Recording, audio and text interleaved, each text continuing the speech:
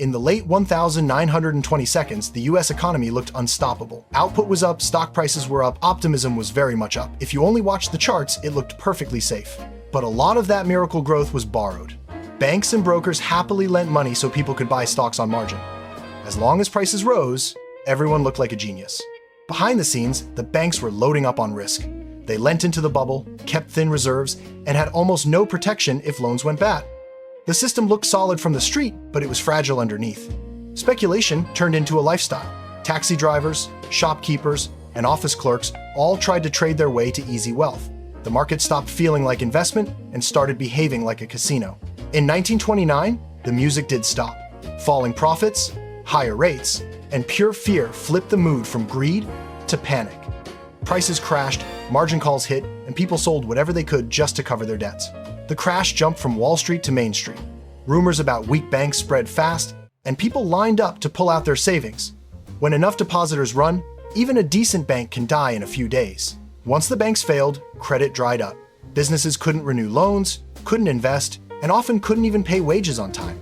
Factories shut down, and a financial panic turned into a wave of closures and layoffs. Prices started to fall across the economy. That sounds nice, but deflation makes debts heavier and convinces people to delay spending. Less spending meant less production, more layoffs, and an even deeper slump. The gold standard made everything worse. Central banks worried more about defending their gold and exchange rates than about jobs and incomes. Policy stayed tight while the real economy was already on its knees. Early responses often added damage instead of relief. Some governments raised taxes, cut spending, and threw up tariffs to protect domestic industries. In practice, that choked off demand and trade exactly when both were collapsing. The shock didn't pass in a few bad months. Year after year, output stayed low, and unemployment stayed brutally high. What looked like a crash turned into a full-scale depression. For ordinary people, this wasn't about charts. It was about rent and food. Breadlines, overcrowded shelters, families losing homes. The crisis moved from newspapers into daily life. Farmers were hit from both sides. Crop prices collapsed, and debts taken on in the good years didn't go away. In some regions, failed harvests and dust storms turned a bad balance sheet into a disaster. Small shops and local businesses had almost no cushion. When customers disappeared and credit dried up, many simply shut their doors. Entire main streets went quiet and stayed that way. A whole generation saw plans put on hold. Study delayed, careers canceled before they started, savings wiped out. That kind of shock doesn't just hit GDP. It reshapes people's expectations for decades. Trust in institutions eroded fast. Banks had failed, markets had crashed, and official reassurances rang hollow. When people stop believing that the system is fair or stable, it's very hard to restart growth. In that vacuum, more radical answers start to sound appealing. Some blame foreigners, some blame markets, some blame democracy itself. Economic pain very quickly turns into political tension.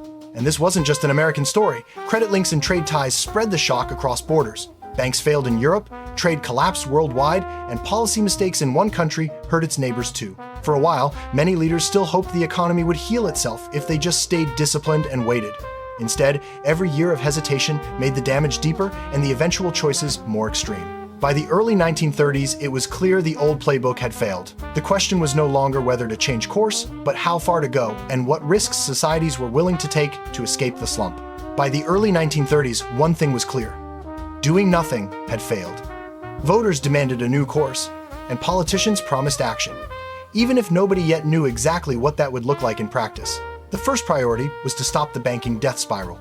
Bank holidays froze, withdrawals, weak institutions were shut or merged, and governments tried something radical for the time, openly asking people to trust the system again. Deposit insurance meant that small savers no longer had to sprint to the bank at the first rumor. At the same time, new rules tried to separate everyday banking from high-risk speculation, so that the plumbing of the economy wouldn't explode every time the casino caught fire. Governments also did something that had been unthinkable in the boom years. They hired people directly. Road projects, dams, schools, parks, anything that could pay wages quickly and leave some useful infrastructure behind. In the countryside, the goal was simple: stop the free fall in farm incomes. Programs paid farmers to limit output, supported prices for key crops, and refinanced impossible debts. Clumsy and controversial, yes, but less destructive than letting the entire rural economy collapse. Out of the chaos came the first large-scale safety nets: pensions, unemployment insurance, basic income support. The idea wasn't to cancel every crisis, but to make sure that one bad decade didn't push millions of people straight into permanent ruin. Workers also gained more formal rights to organize and bargain. Stronger unions and collective agreements were meant to lift wages from the bottom up and rebuild demand, instead of relying on yet another round of easy credit and asset bubbles. Even with all these changes, the recovery was slow and uneven. Unemployment stayed high, and every time governments tried to tighten the budget too early, the economy stumbled again. The new policies stabilized the patient, but they didn't fully cure the disease. What finally ended the depression in most countries was not a clever financial tweak, but full-scale mobilization for war. Massive orders for ships, planes, and supplies pushed factories to capacity and pulled almost everyone who could work into a job. After the war, policymakers tried to keep the useful lessons and avoid another 1930s. More active budgets and central banks, stronger safety nets, and at least some regulation of finance. Crises didn't disappear, but the system had more shock absorbers than before, and that's the part that still matters today. Supervision stopped being symbolic. Governments began auditing banks properly, closing the weakest ones before a single failure could trigger another chain reaction. Deposit insurance changed the game. Ordinary savers no longer had to sprint to the branch at every rumor, which made panics much harder to start. Lawmakers drew a line between boring banking and high-risk finance. The idea was simple.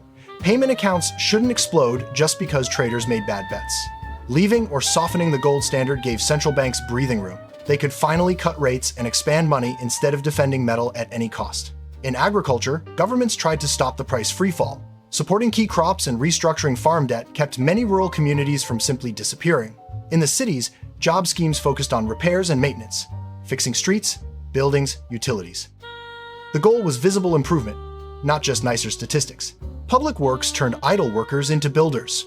Roads, bridges, dams, and schools were a wage today and a productive asset for decades after. Some programs sent people outdoors, planting trees, restoring land, preventing erosion. That wasn't just relief, it was long-term investment in the landscape itself. Social insurance turned private catastrophe into shared risk.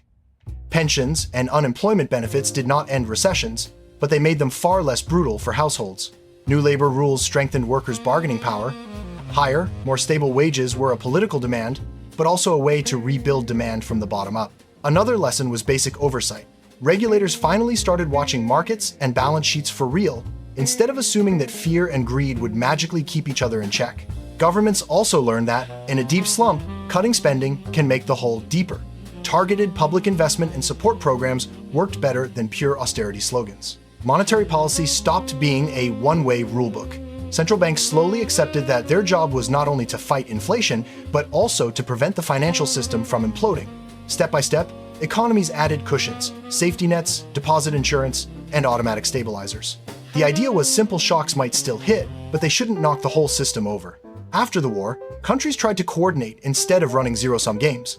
New international rules were meant to avoid the currency wars and trade collapses that had made the 1,930 seconds so destructive. Wartime mobilization showed how fast idle factories and workers could be pulled back into use. It was a brutal teacher, but it proved that mass unemployment was not some fixed law of nature. The post-war decades combined strong growth with tighter rules on finance and more generous welfare states. Boom and bust cycles didn't vanish, but their average human cost was lower than in the 1,930 seconds.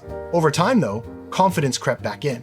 Policymakers thought they could fine-tune the economy with small adjustments, and some of the old caution about bubbles and leverage faded. Modern central banks gained powerful tools and a lot of influence. When they act early, they can soften shocks, but if they misread the risks, their mistakes are felt everywhere at once. By the late 20th century, many people assumed that another Great Depression-scale disaster was off the table. The plumbing looked safer, but the incentives to take on risk never really went away. Modern finance still runs on leverage and optimism, new products, same basic bet on tomorrow. Asset bubbles are now built from software, stocks, housing, or crypto instead of 1,920 seconds industrial shares. But the pattern is familiar. Rising prices convince people that risk has somehow disappeared.